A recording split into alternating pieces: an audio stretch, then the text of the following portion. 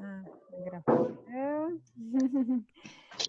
Hélio, tá com Oi, você, Hélio. boa tarde a todos, tudo bem com vocês? Primeiro de tudo, muito obrigado por comparecerem nesse momento de isolamento, nesse nosso bate-papo aqui da Auge. Nós vamos falar com a Ana Luísa sobre como a mediação pode ajudar o pequeno empresário, as pequenas e médias empresas. Esse é o tema. Eu vou trazer alguns dados aqui e vou juntar tudo em algumas perguntas iniciais que me fizeram. Mas antes de tudo, eu queria Tá, meu amor. primeiro agradecer a presença de todos vocês, Zé, Laura, Ju, Cris da Papito.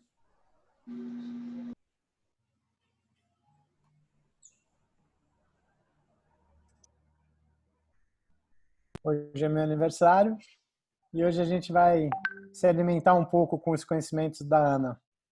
A Ana, como todo mundo sabe, a Ana Luísa é uma mediadora privada, ela é coordenadora, elaboradora e pensadora da Auge. Ela atua em várias áreas, ela atua em várias formas de mediação. E nessa época de Covid, nós desenvolvemos alguns temas. Ela começou falando com a Laura, depois foi para o Zé, agora passou para mim. Então, o nosso tema principal de hoje é mediação em pequenas e médias empresas. Vou trazer alguns dados rapidinho, enquanto outras pessoas estão pedindo aqui em particular para aguardar 2 ou 3 minutinhos. Nós temos mais de 9.900 denúncias trabalhistas desde o dia 1º de março até agora, até o dia 20 de abril, correndo na Justiça.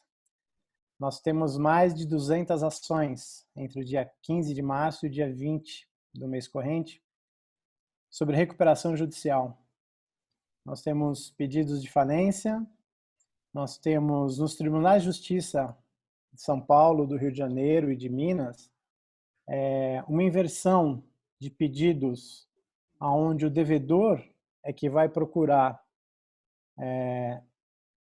pelo menos nessas 3 cortes, pelo menos nesses 3 tribunais, o devedor vai procurar o tribunal pedindo um acordo. Geralmente acontece o contrário em juízo. Então, para início de conversa, para início de bate-papo nesse nosso cafezinho da tarde, eu queria deixar uma coisa bem clara aqui. Nós não vamos dar nenhuma opinião jurídica, nós não vamos fazer nenhuma consulta jurídica. O advogado é essencial à justiça, procurem o seu advogado. O que nós vamos trazer aqui é a visão de um mediador privado e as possibilidades de usar ferramentas que estão no dia a dia dos mediadores, claro, ferramentas bem específicas que são extremamente funcionais nesse momento, não só nesse momento de crise, que é o que a gente vai debater aqui, que é o que a gente vai colocar, mas no pós-crise. No pós-crise, eu costumo chamar isso de rescaldo, né? Como se a crise fosse um incêndio, a gente tem que rescaldar. A gente está passando pela primeira onda de situações extremamente sensíveis para pequenas e médias empresas e viram outras ondas, provavelmente uma segunda e uma terceira onda. Então, a gente vai abrir três frentes aqui e eu já vou colocá-las de uma só vez.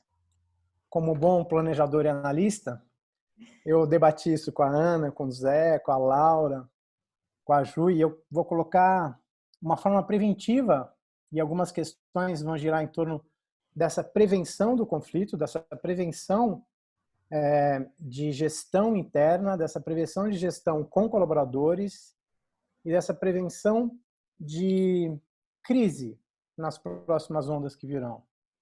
No segundo momento, a gente vai falar de renegociação das dívidas que já existem, de contas a pagar, de fluxo de caixa, de reestruturação de empresa. E no terceiro momento, a gente fala de processos de análise e gestão. Como é que a mediação pode ajudar no processo de decisão, que eu acho que é uma uma face interessante que a Ana vai falar para a gente como que isso pode funcionar em empresas pequenas e médio porte. Então, minha cara Ana Isolde, aqui vão as minhas primeiras perguntas, as questões mais comuns. Eu queria saber de você, Ana, como que você vê e quais são, se é que existem ou se é que não existem, características da mediação que fazem sentido nesse momento de crise para a gente. Como você vê isso? Muito bom, Hélio. Obrigada por essa introdução tão rica. Boa tarde para todos. Eu adorei a pergunta grávida do Hélio, né? Que ele fala que vai fazer uma pergunta em 45 perguntas dentro da pergunta que ele fez. Eu fiz Vamos um ver o curso que, de que eu perguntas com consigo, você.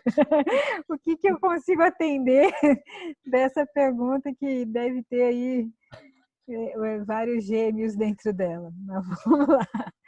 Bom, Hélio, pensando como uma pequena empresária, porque eu também atuo nesse contexto com a Auge e com outras iniciativas que eu já tive na minha vida, né? O que me vem nesse momento é que nós temos muitas decisões para serem tomadas e essas decisões vão em diferentes aspectos de uma empresa. Então, aqui está mais premente e que você trouxe, que é a relação com os colaboradores, que tanto pode ser em relação ao contrato de trabalho em si, como também a adaptação ao home office, a como que a equipe passa também entre si a se relacionar nesse contexto. Então, tudo isso, quando a gente tem uma boa amarração aí nessa conversa e tem uma liderança que consegue, de alguma forma, trazer essas mudanças de um modo que a equipe perceba o impacto com menos força, né, de todas essas mudanças, porque foram muitas mudanças que nós estamos passando. Então, eu acho que aí a gente consegue ter um trabalho de prevenção. Então, na minha percepção, esse adiantar nas questões trabalhistas, nas questões do relacionamento e da continuidade de trabalho. Então, poxa, eu como empresa tenho condições de manter todos os meus funcionários? Se tenho, ótimo. Se eu não tenho, o que eu consigo fazer nesse contexto e como que eu posso abrir um diálogo com os meus colaboradores para que eles também possam ajudar nessa criação de possibilidades. Então, tenho condições? Então, como é que vai ser o desenvolvimento desse trabalho? E aí vai depender do ramo de atuação também, porque algumas atividades estão mais implicadas no que é possível nesse momento e outras com mais ou com menos risco em termos de contágio. Então, tudo isso é levado em consideração. Então, primeiro é a decisão relacionada à continuidade ou não do trabalho, a segunda, se vai continuar de que forma, e o que a gente, e como que continua a relação entre a equipe e os colaboradores. Então, me parece que tem aí três questões que são importantes. E a liderança, como a liderança lida com esse processo, nessa construção dessa conversa com os colaboradores, me parece que é essencial para o que eles vão, como eles vão reagir, né? Porque se os funcionários, os colaboradores percebem que há uma preocupação, que realmente há um cuidado, isso é muito diferente de uma simples demissão porque o Covid chegou. Então, eu acho que isso a forma de trabalhar isso faz muita diferença, né? Então, isso com relação a questões trabalhistas e ao relacionamento entre os colaboradores e tal. E, ao mesmo tempo, a gente também tem a parte societária, né? Ser sócio não é fácil e, com certeza, entre os sócios, nesse momento, devem ter percepções diferentes sobre como conduzir essas questões. Então, eu também tenho percebido um grande impacto nas relações de sociedade entre os sócios e isso também é um ambiente que a gente precisa cuidar e cuidar desse alinhamento entre os sócios, porque senão um sócio fala para os colaboradores ficarem em casa e o outro sócio fala que tem que reabrir, que tem que vir trabalhar. Então isso, eu acho que também esse alinhamento entre os sócios nesse momento é muito importante para a sobrevivência da empresa e para passar uma mensagem que tenha sentido como um todo, né? E aí nós temos também os impactos com os fornecedores. Então, como é que a gente vai cuidar da relação com todos os stakeholders, com os fornecedores que nós já temos relação, o que eles conseguem nos fornecer e o que eles não conseguem nos fornecer, e como é que a gente lida com essa cadeia, porque muita coisa já está faltando no mercado em termos de insumo, como é que isso vai se desenvolver daqui para frente, e aí criar compromissos do que de fato as pessoas podem entregar e com o que eu posso contar, o que eu não posso contar, me parece que ajuda muito em termos de prevenção de conflitos futuros, porque se eu sei que eu não vou receber tal insumo, eu já consigo lidar com isso e tentar me antecipar de alguma forma. Agora, se eu deixar para ter essa informação na última hora, no dia que eu estou esperando o produto chegar e ele não chega, ou o material chegar e ele não chega, isso acaba se tornando mais difícil de eu colocar, de lidar com isso, né? E, ao mesmo tempo, tem os consumidores, os clientes, seja de produto, seja de serviço, né? Então, o que é que eu vou dar conta de atender? O que eu preciso fazer para adaptar? O que é possível fazer online ou à distância? E o que é possível continuar entregando? E se continuar entregando, com quais cuidados? Então, me parece que é muito importante para a imagem da empresa deixar claro quais são os cuidados que essas pessoas estão recebendo, né? Eu acompanho muito a Luciana no Instagram e ela tem sempre postado restaurantes e lugares que entregam comida super bacanas e alguns com algumas iniciativas, também pensando nos outros e tal. E eu fico muito pensando nisso, né, Lu?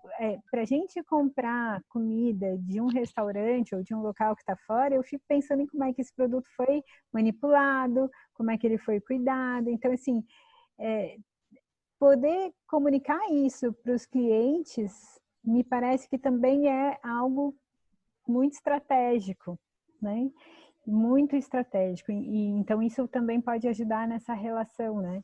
Para que as pessoas não fiquem simplesmente no ar, né? Então, acho que isso é bem bacana. E a Lu tem divulgado, quem quiser, siga ela no Instagram, ela tem divulgado umas dicas ótimas. E aí a gente também tem as questões tributárias, e aí várias medidas que estão sendo tomadas pelo governo para ajudar a pequena e a média empresa. Então, o que a gente pode buscar de informação para que a gente possa também se beneficiar nessa linha financeira, tem não só tributária, mas financeira como um todo, tem várias iniciativas aí despontando.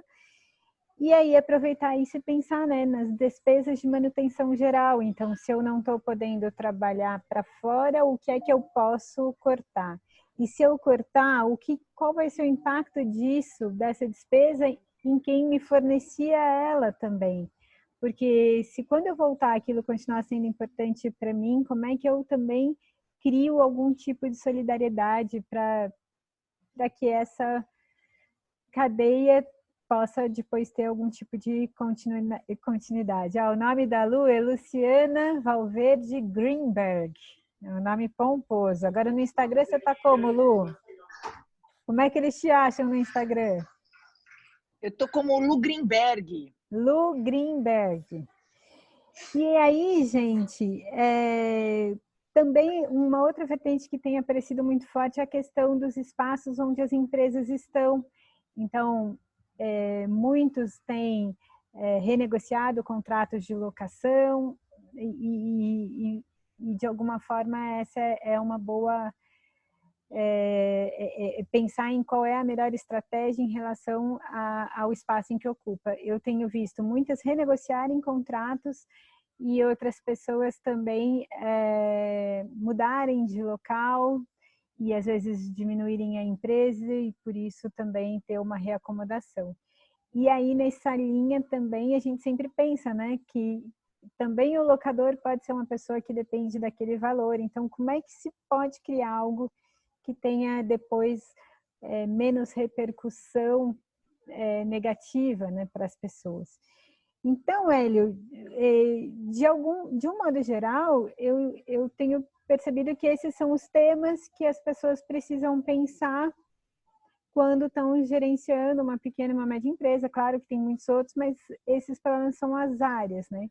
E aí a gente pode pensar em termos de prevenção, em termos de gestão e em termos de resolução de conflito. Então, no setor da prevenção é se antecipar aquilo que eu imagino que vai dar problema no futuro e, de alguma forma, criar mecanismos de comunicação ou de negociação que impeçam que isso se torne um conflito, né? E aí a comunicação entra realmente como uma boa ferramenta. Por outro lado, quando a gente está trabalhando na gestão do conflito, a gente está ainda naquele meio termo, né, em que as pessoas já perceberam que o conflito existe, mas ainda não estão conseguindo falar sobre o conflito ou buscar uma solução de forma direta.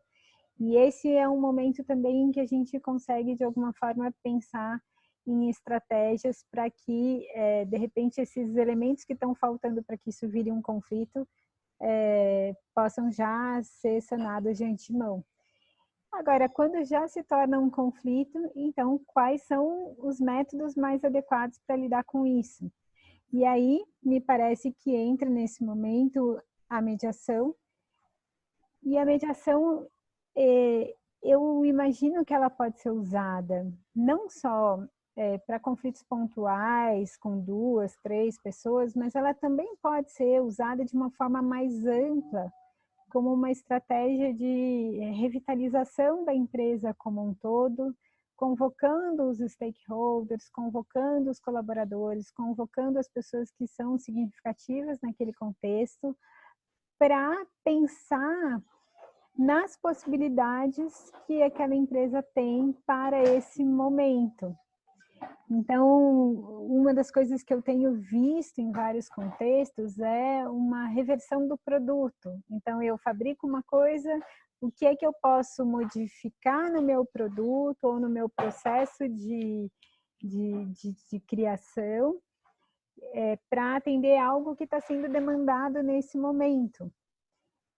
Porque uma das perguntas que eu sempre me faço é: para que aquela empresa existe? Né? Eu acho que essa é uma pergunta que, nesse momento, ela precisa ser refeita. A gente faz isso normalmente quando monta uma empresa, mas muitas vezes a gente esquece de fazer essa pergunta ao longo do andamento da empresa. Então, assim, para que essa empresa foi criada? Essa empresa, ela está a serviço de quê ou de quem?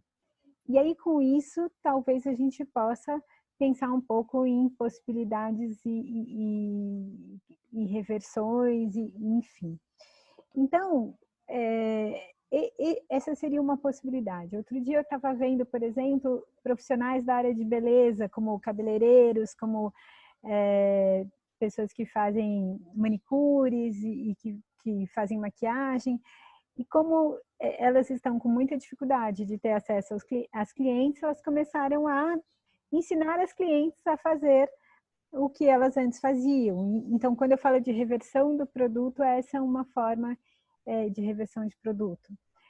Também, outro dia, eu vi uma franquia que trabalhava com coisas de segurança para casa, e essa franquia acabou fazendo uma modificação do produto para criar coisas automatizadas em que não é preciso tocar, então a porta que abre sozinha e coisas assim desta linha, para poder atender algo que está sendo super procurado agora nesse momento e que seria útil e que de alguma forma é um desdobramento do que ela já fazia. E assim a gente tem percebido uma porção de coisas. Costureiras que passaram a fazer máscaras, ou confecções que passaram a fazer roupa para o pessoal da área de saúde. eu desinvestei a falar, né, Hélio? E eu estou achando que você está querendo fazer alguma pergunta. Não? Tá tudo bem? Fica à vontade. Então tá. Então, para isso, eu acho que uma das características da mediação que está muito presente é a flexibilidade. Então, como a gente olha para a nossa empresa com flexibilidade, para o nosso processo produtivo com flexibilidade e também a criatividade. Essas são duas características da mediação e que, de repente, se o empresário estiver com dificuldade de olhar para isso sozinho, ele pode contar com a ajuda de um mediador e de outras pessoas que podem ser inseridas nesse processo de mediação para poder olhar para isso com mais amplitude. Porque, às vezes, é difícil fazer as coisas sozinhos. Então, esse é um formato que eu imagino muito possível da gente buscar essa revitalização da empresa com a ajuda dos outros que também, de alguma forma, têm alguma relação. E dentro desse processo, né, de revitalização, a gente também pode buscar a revisão dos contratos, e aí eu deixo isso com os advogados. Patrícia, Lu, tem vários aqui que podem falar disso, se vocês tiverem aí alguma questão sobre isso. E também de pensar nisso como um plano, como algo mais amplo, porque toda estratégia baseada num planejamento fica mais fácil de ser atingida. Então, criar realmente um plano do que é possível agora, do que é possível daqui a uma semana, do que é possível daqui a um mês, do que é possível, pelo menos em tese, porque a gente está no momento em que as decisões estão sendo quase diárias, né? Depende do que aconteceu ontem, a gente vai tomar uma decisão hoje. Então, também não fazer um planejamento a longo prazo, mas fazer um planejamento flexível e que possa ir sendo aprimorado, mas para ter um norte, pelo menos, né? E outras características da mediação que podem fazer sentido nesse momento, o foco nos interesses. Então, qual é o interesse de cada uma dessas pessoas que tem relação com a tua empresa, com todas essas pessoas que eu nomeei até agora, todos esses atores, né? Então, interessa para o funcionário poder estar em segurança em casa, interessa para o funcionário poder receber algo para que ele possa também cumprir com os seus compromissos e, ao mesmo tempo, interessa para a empresa poder conservar aquele talento que no futuro vai continuar, ou mesmo no presente, vai continuar sendo aproveitado, mas talvez não de uma forma ou de outra. A ideia de pensar que precisa ser bom para todo mundo, isso na mediação a gente chama de mutualidade, então buscar essas soluções que realmente as pessoas possam se ajudar, e a colaboração é outra característica forte da mediação. Então, o que eu posso fazer para ajudar o outro, o que o outro pode fazer para me ajudar. Então, de repente, os próprios empresários ajudarem-se entre si. Então, isso também é possível montar uma rede de empresários do mesmo segmento ou uma rede de empresários de segmentos diferentes que se complementam e nesse sentido trabalhar. A gestão do tempo, que na mediação é bem peculiar, porque a gente trabalha com o tempo das pessoas, com o tempo das decisões, que nem sempre é o tempo do mundo dos fatos, e que faz sentido nesse momento em que o tempo está sendo percebido de forma diferente. Então, algumas pessoas têm dito, eu não consigo fazer nada porque o tempo não chega, porque eu tenho muito mais atividade agora que eu estou em tese em casa, em home office, do que quando eu não estava. Então, como é que a gente vai lidar com toda essa percepção do tempo? E a confidencialidade, que na mediação é muito importante. Então, eu não quero me expor em relação aos concorrentes, então eu posso usar esse procedimento de mediação para resolver essas questões sem que isso seja levado a público. Então, isso pode proteger a imagem da empresa e ser um grande diferencial. E a gestão dos riscos também, porque dentro da mediação a gente consegue criar essa visão de exploração de diferentes cenários, mas ainda com algum tipo de estratégia que leve tudo isso caminhando com o que faz sentido, o que não faz sentido, o que eu consigo controlar mais, o que eu consigo controlar menos, o que eu não consigo controlar nada. E aí, com isso, fica mais fácil um pouco esse movimento. vamos dizer assim. Então, acho que em resumo, eu não sei se eu respondi todas as 45 perguntas grávidas que você fez, ou se faltou Eu alguma coisa. tive uma habilidade própria minha de fazer umas perguntas grávidas, assim, de vários sextuplos. E sim, acho que você respondeu tudo. Eu vou, se eu entendi bem, você colocou de uma forma bem clara os 3 momentos em que a mediação pode ser utilizada e as habilidades do mediador podem ser utilizadas nessa gestão, nessa governança corporativa. Uma forma é o preventivo, a outra forma é uma renegociação e a outra é o processo de análise e gestão vinculados a um processo de decisão, é isso? Isso, exatamente. Tá. Deixa eu só responder 3 perguntinhas aqui enquanto você respira, Aninha. Primeiro, Lígia Beatriz, boa noite. Você está em Israel, né? Aí é à noite, tudo bem com você? Patrícia, falando sobre o desafio de como fazer a mediação chegar a pequenas e médias empresas e como tratar de interesses específicos, né? Eu acho que você pode falar mais disso, Aninha, mas você colocou que uma das formas específicas que a gente consegue visualizar trabalhando, saindo da posição, que geralmente é a área mais conflitiva, é a área primeira, é a resposta imediata, é a resposta de primeiro ponto, assim, bate pronto, sempre a gente ouve uma posição, quando a gente está lidando com alguma situação conflitiva. E aí eu vou passar para você, Aninha, como é que a gente desenvolve, através da criatividade, da flexibilidade que você acabou de citar, esse foco nos interesses, né? Hélio, eu não sei se eu entendi bem a pergunta. A questão é que ela pergunta como que a gente chega no pequeno empresário, é isso?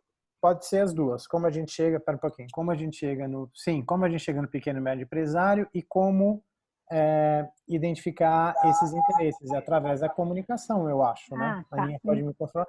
Ana, me corrija se estiver errado, mas você tem um mapa, você não tinha um mapa, um mapeamento específico para fazer nessas áreas?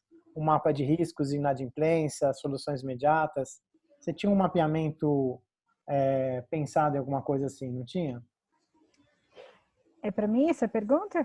Você Para está você. olhando para o lado? Tá. Eu lembro de um curso que você me colocou uma vez no mapeamento. Eu sou aluno da Ana, viu, gente? Então, num dos Não. cursos, ela mostrou para a gente um mapeamento muito claro, dividido em quadrantes, uma coisa super interessante. Bom, vamos lá, vamos por partes. São 3 perguntas. Pois é, como é que a gente chega nas pessoas que a gente, de alguma forma, quer, né, servir? Então, aí pensando no mediador, a serviço das pessoas e a serviço das empresas. Então, me parece que a mediação é algo muito pautado na confiança. Então, qual é a melhor forma de você estabelecer contato com alguém, né? Então, pensa no que em você gera confiança. E aí eu acho que é por aí que a gente tem que caminhar. Então, pensando no que gera credibilidade, no que gera confiança. E aí, a partir disso, se comunicar mesmo com as pessoas. Eu entendo que quanto mais proativo o mediador for neste contexto, então, cada mediador conhece vários microempresários ou empresários de pequeno porte ou médio porte, então, chama essas pessoas, explica o que é a mediação, explica para que ela serve. Então, eu acho que é mesmo por esse lado, sabe? E trazendo exemplos concretos, trazendo situações que a pessoa consiga vislumbrar aquela utilidade.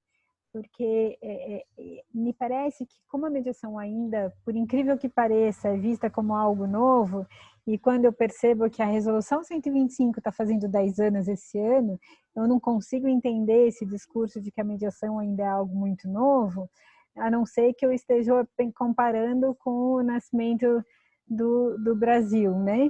Mas a minha questão é qual é a responsabilidade do mediador em apresentar a mediação como um produto atrativo, como um serviço atrativo para o cliente. E, então, é por aí que me parece que faz sentido essa conversa, e principalmente baseada nessa construção da confiança e da credibilidade, né? E agora eu acho que aumentou a nossa responsabilidade em relação a isso, em como que a gente pode servir as pessoas a partir dessa atividade que a gente escolheu, né? E para mim, uma das coisas que mais estão fazendo sentido agora é que quanto mais a gente resiste, e eu vejo isso muito nas empresas, quanto mais a gente resiste em aceitar que as coisas estão diferentes e que possivelmente não vão voltar a como era antes, certamente não vão, mais dificuldade eu tenho de lidar com isso e mais eu olho para o passado e não para o futuro. Só que para a gente conseguir lidar com o que está acontecendo hoje e olhar de forma a aproveitar as oportunidades, aceitar que o velho tem que ir embora, porque o velho já, né, o velho no sentido daquilo que já passou, é para mim uma das grandes questões, né? Deixar ir embora aquilo que a gente não vai mais conseguir reproduzir, para deixar um espaço para que o novo possa chegar. E muitos empresários estão agarrados no velho e não estão conseguindo criar esse espaço para o novo. Sim, Lourinha. Home office, gente, é assim que funciona. Eu apresento para vocês a Lorena, que me perguntou se ela ia ter oportunidade de aparecer no YouTube em algum momento. Vamos trabalhar com isso. Vou aproveitar essa oportunidade sobre confiança, Ana, que você trouxe para a gente, esse elemento fundamental, né, das mesas de mediação, das negociações, e já vi que o Zé se movimentou. A gente estava conversando isso ontem e hoje de manhã. O Zé tem uma fórmula matemática para explicar o que é confiança, que é uma fórmula que tem um dividendo, tem um numerador, um numerando. Zé, você podia falar um pouquinho mais disso para a gente, por favor? Você estava louco para me colocar nessa, né? Mas tudo bem, obrigado pela oportunidade. Gente, boa tarde. É um prazer enorme ver todo mundo aqui. Nós estamos aqui com quase 100 participantes nessa palestra. Muito legal.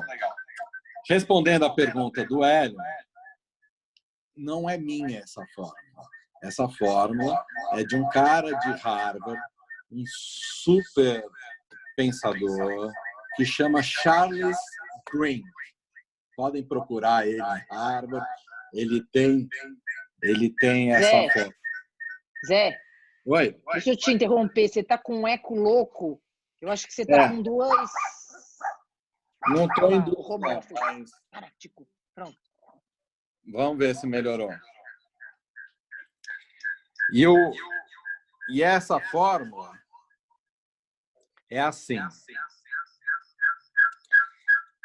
No numerador, a gente tem o conhecimento e a expertise do assunto, somado com a credibilidade desse agente, mais a intimidade que você tem com relação a esse assunto, a esse agente.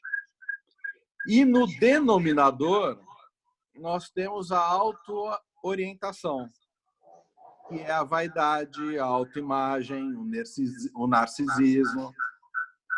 Então, a soma desses 3 pontos, que é o conhecimento, a credibilidade e a intimidade, dividido pela autoorientação, vai dar o grau de confiança.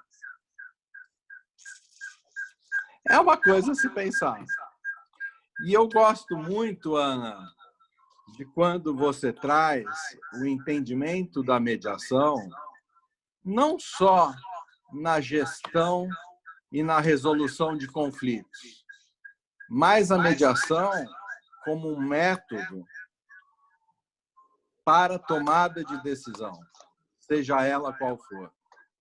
E isso no momento em que as empresas estão vivendo, que tem N decisões a serem tomadas, o auxílio de um profissional, de um terceiro, é extremamente relevante nesse processo de tomada de decisão.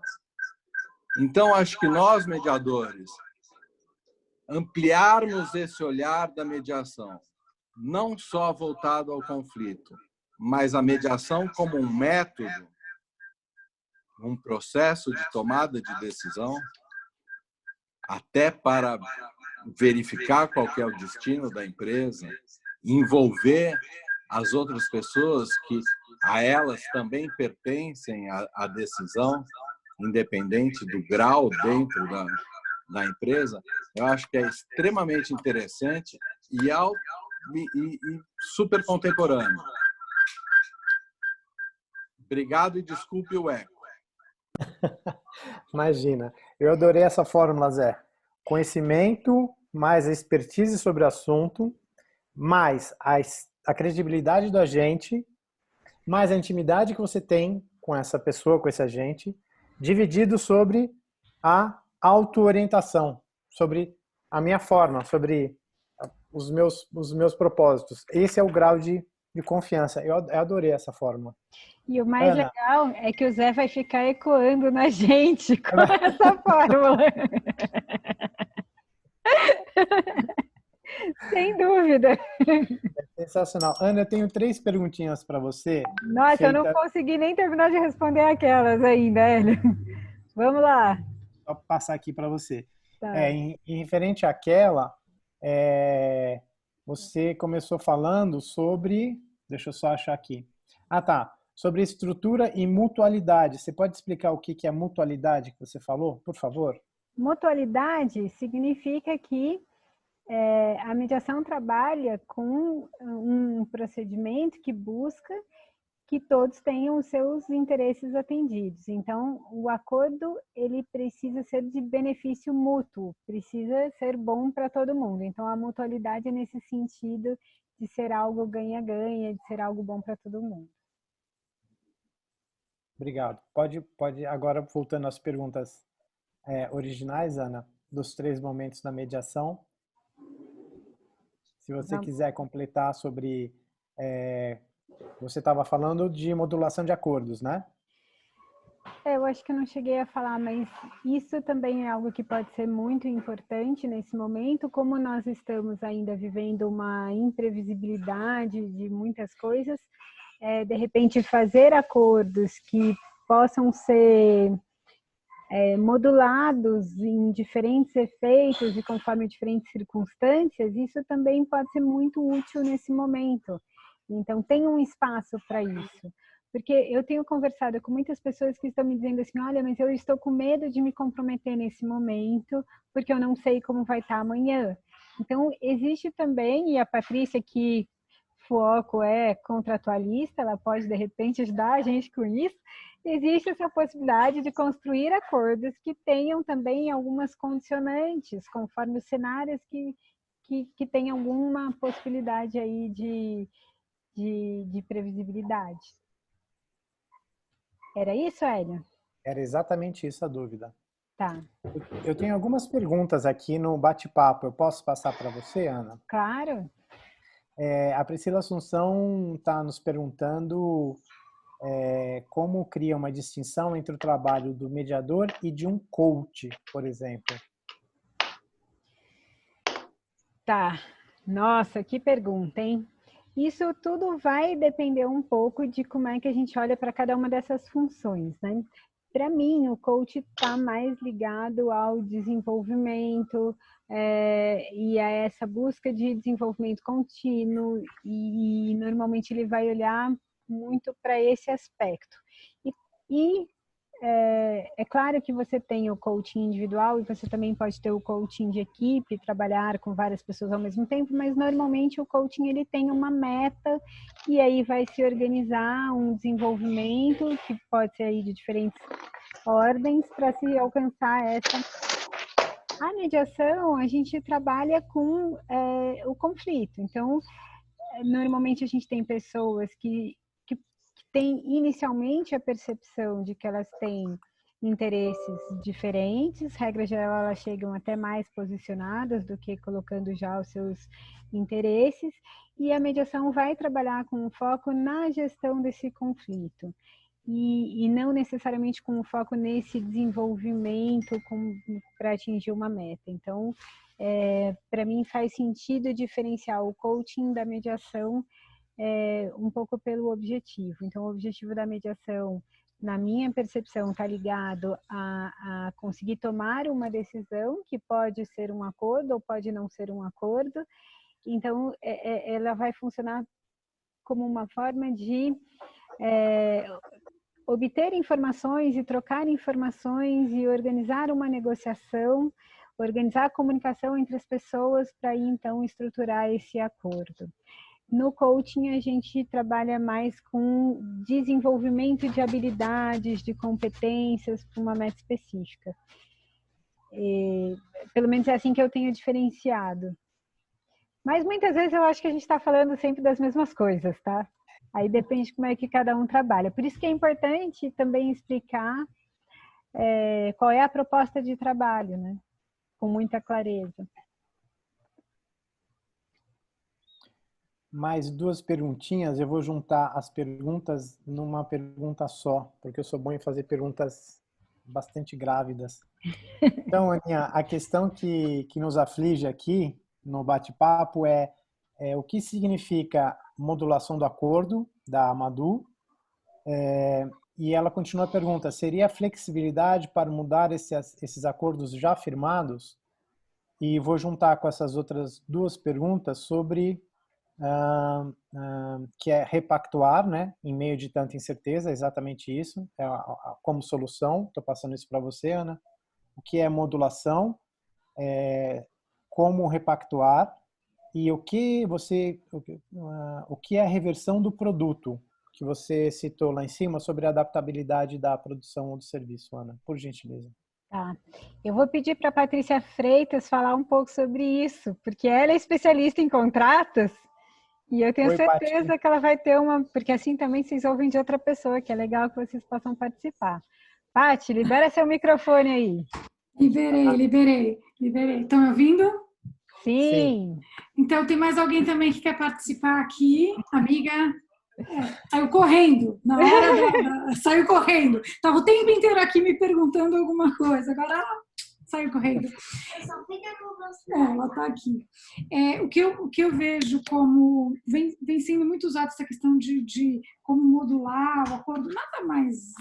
assim, para mim, de uma forma muito simplista, assim, tentando ser bem simples, eu vejo assim, que nesse momento em que a gente tem incerteza, talvez a gente não consiga tomar uma decisão, nem um lado nem o outro vão conseguir tomar uma decisão tão acertada ou que traduza para eles tanta confiança a médio e longo prazo. Então, talvez a gente possa criar combinados, bem simples nesse sentido, combinados de prazos e durante momentos transitórios. Então, nada impede. Eu tenho um caso bem interessante que a gente acabou de fechar um grande projeto, só que eu assessorando como advogada esse cliente, e aí depois eu quero fazer um recorte com relação a isso, que eu uso o tempo inteiro o ferramental da mediação como advogada, e a gente fez todo esse combinado, a gente fez o acordo, fez o contrato, fez todo um projeto industrial muito grande, que é essencial para a companhia. E ela teve que parar em algum momento, porque todos os fornecedores começaram a parar, a fábrica teve que parar porque está em outro lugar. Enfim, foram várias coisas sendo afetadas. A planta que está do outro lado, que é onde vai ser todo instalado todo esse projeto, também teve que parar a obra civil porque acabou afetando os prazos. Então, assim, eles tinham o primeiro momento que a gente foi conversar, eles já vieram com as teorias. Não, isso vai ser... Engraçado que os próprios engenheiros e diretores vêm com as teorias. É caso fortuito? É força maior? É imprevisão? E eu acho um barato, porque eu não estava preocupado o que era, eu queria saber o que eles queriam. Eu queria saber se eles queriam terminar o contrato, se eles queriam repactuar e o que será que o outro lado está pensando. Então, a gente começou a partir daí, a gente fez um combinado que a gente faria algumas reuniões. Então, não é uma forma, não é mediação, mas é uma forma de atender o cliente, ser parceiro dele nesse momento. A gente ia fazer algumas reuniões, na medida do possível, por videoconferência, a cada semana, para ver assim, o que está acontecendo. Ninguém queria ser o primeiro a dizer, vou parar. Tá? Então, um lado queria que o outro dissesse que era a força maior, o outro lado queria que a gente dissesse. E aí foi. No fundo, no final das contas, o que foi o combinado que ainda está aí sendo costurado? Que tal a gente ter um aditamento, esse contrato, para repactuar o que a gente combinou com relação àquilo que vai afetar? Então, vai afetar valor? Claro que todo mundo quis, do lado de lá pagar menos, do lado de cá cobrar mais, mas a gente conseguiu segurar com relação a isso. Então, o que vai afetar? Prazo. Então, se você quiser em menos tempo, vai custar mais caro. E aí a gente foi, na verdade, vai costurando isso. Né? Nesse sentido que eu vejo assim, como exemplificar um acordo que pode também ser costurado da forma, é um acordo de vontades, pode ser costurado da forma que as partes entenderem adequado, por tempo, por determinado período ou por determinar, enquanto tal fornecedor não tiver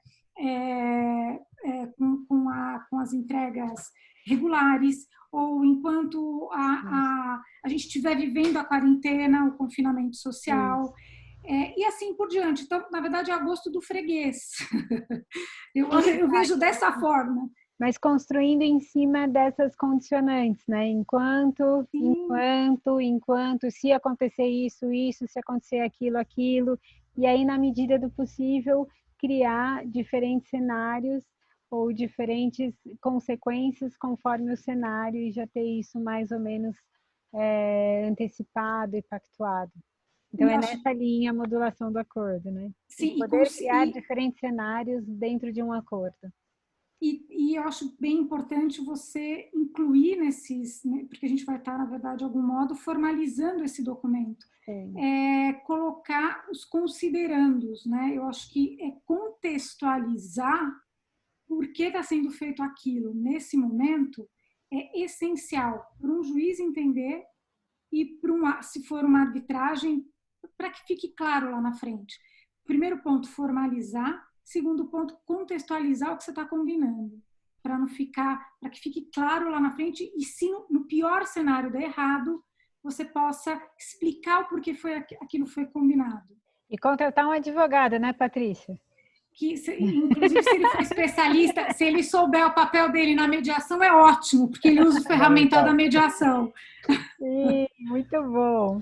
Então, a primeira parte da pergunta era essa da modulação, que me parece que a Patrícia já respondeu muito bem.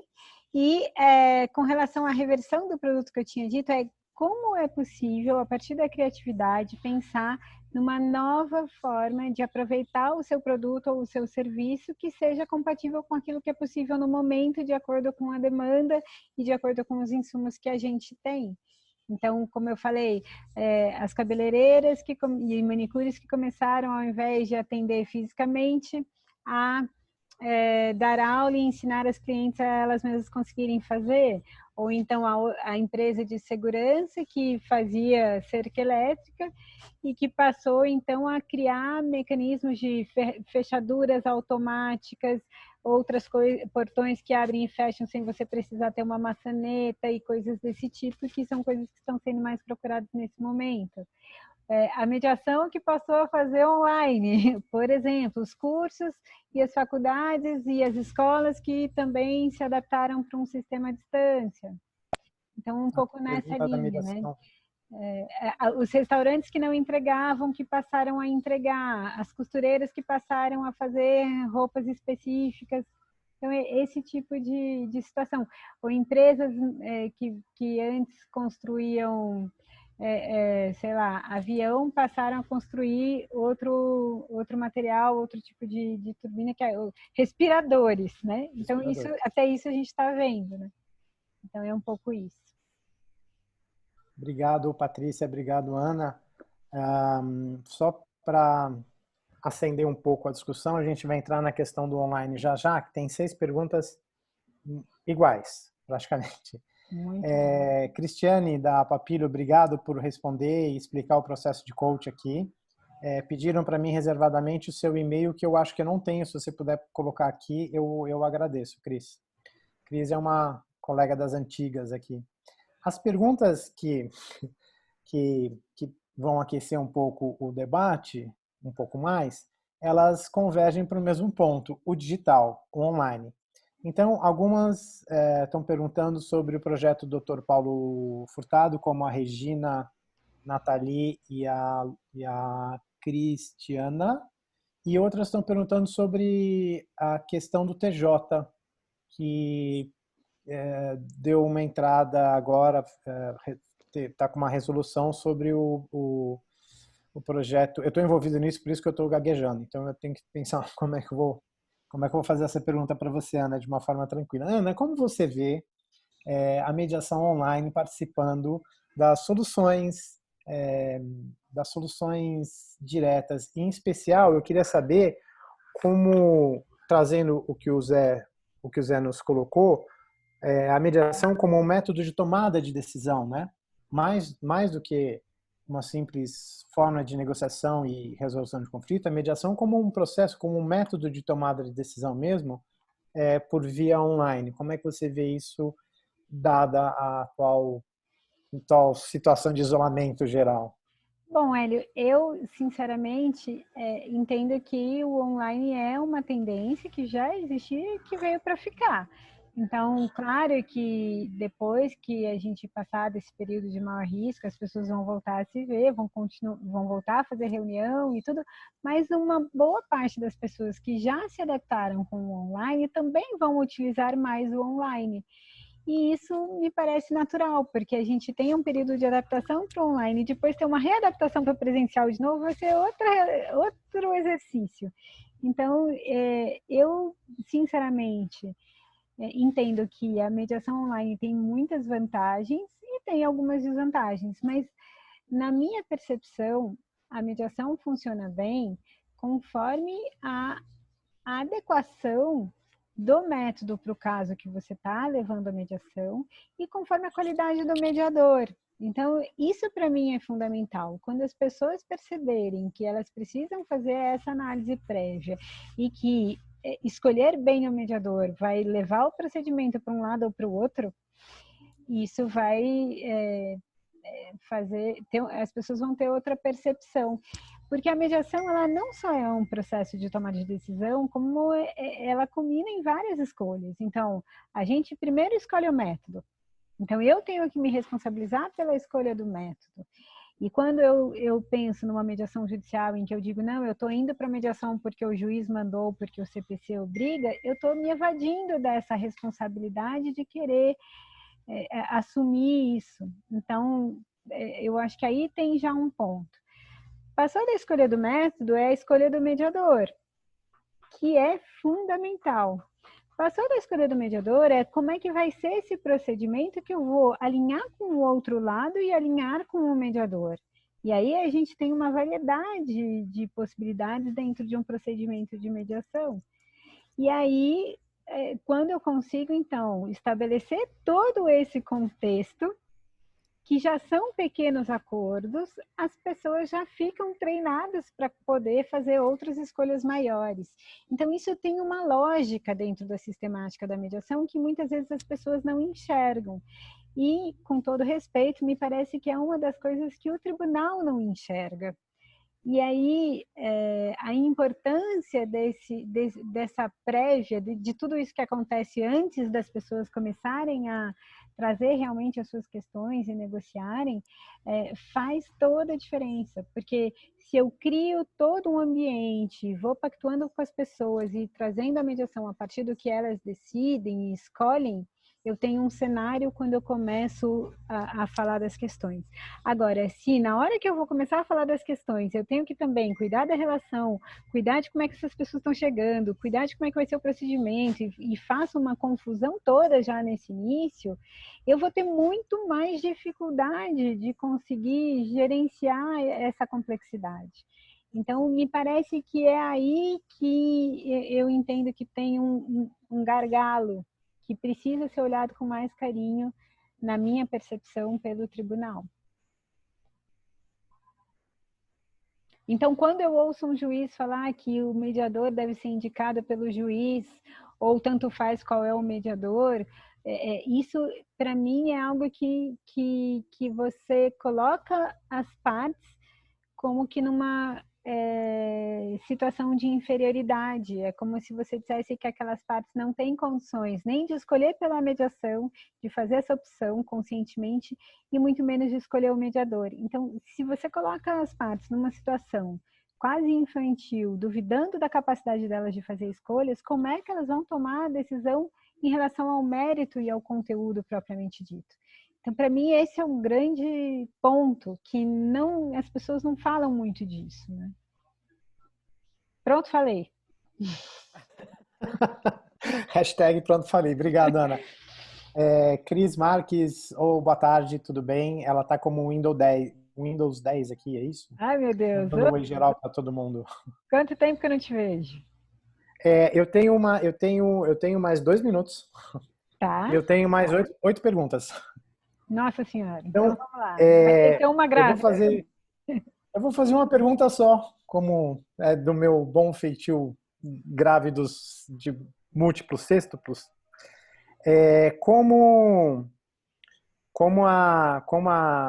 Se você, Ana, pode nos falar com calma, não nesse momento ou em outros momentos, se você tem alguma ideia ou algum vetor sobre mediação e liderança, mediação e recuperação judicial, mediação e consumidor e mediação numa gestão corporativa.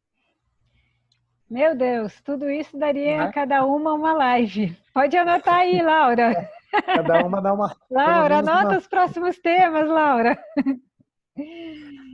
Sim, mas o mediador me parece que trabalha a partir desse viés da liderança, mas eu enxergo a mediação como um procedimento de liderança compartilhada, e que em cada momento, conforme a habilidade de cada um dos participantes, vai ter aí a habilidade que for mais necessária naquele momento, aquele participante vai trazer. Então, eu consigo enxergar na mediação como um procedimento onde a liderança é compartilhada entre todos os participantes. É assim que eu olho para a mediação. E não como mediador, sendo aquela pessoa que vai mandar em todo mundo que está ali. Porque isso não faz parte da lógica da mediação.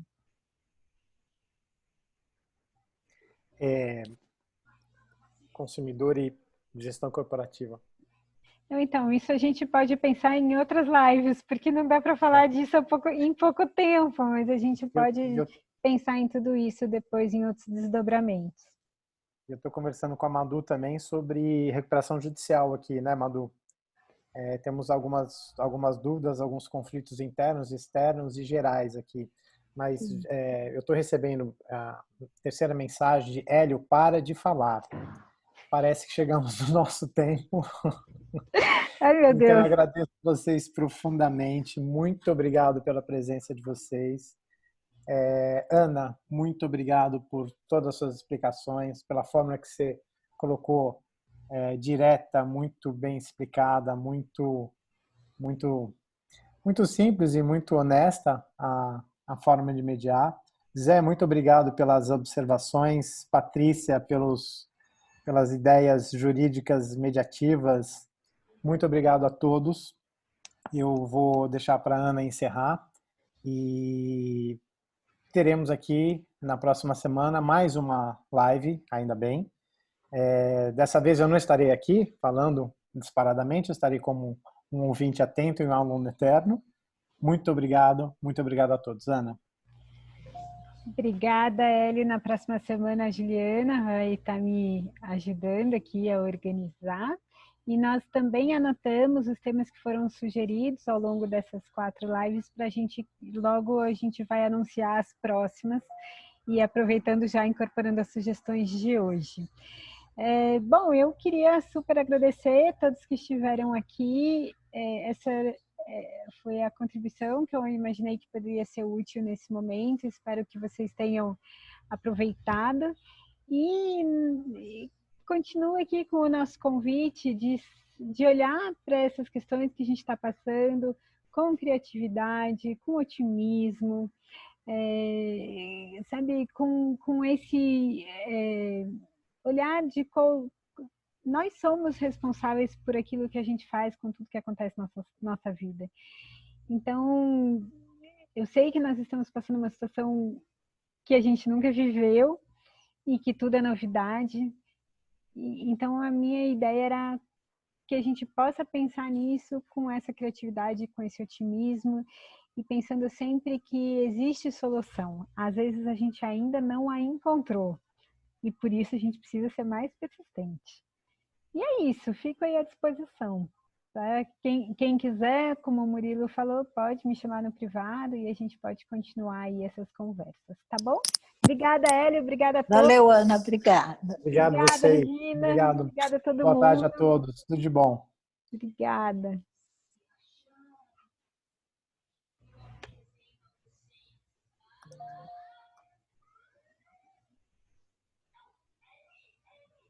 Nossa, tem um monte de gente que eu não tinha visto. Que legal. Puxa vida. Vera, Márcia. Obrigada, Ana. Um beijo grande. Obrigada eu. Obrigada, Ana. Beijo. Adriana Menelli, Jussara Bansato. Muito bom. Não sei se a Vera era eu, mas... É obrigado. você, Vera Xavier. Porque tem outra Vera. Saudade, Ana. Saudade. Célia, Rúbia. Muito bom, gente. Beijo. Adriana, Andréia. Tchau. Shirley, Nivaldo. E vamos que vamos. Beijo, Ana. Obrigada. Foi muito bom. Beijo. Até.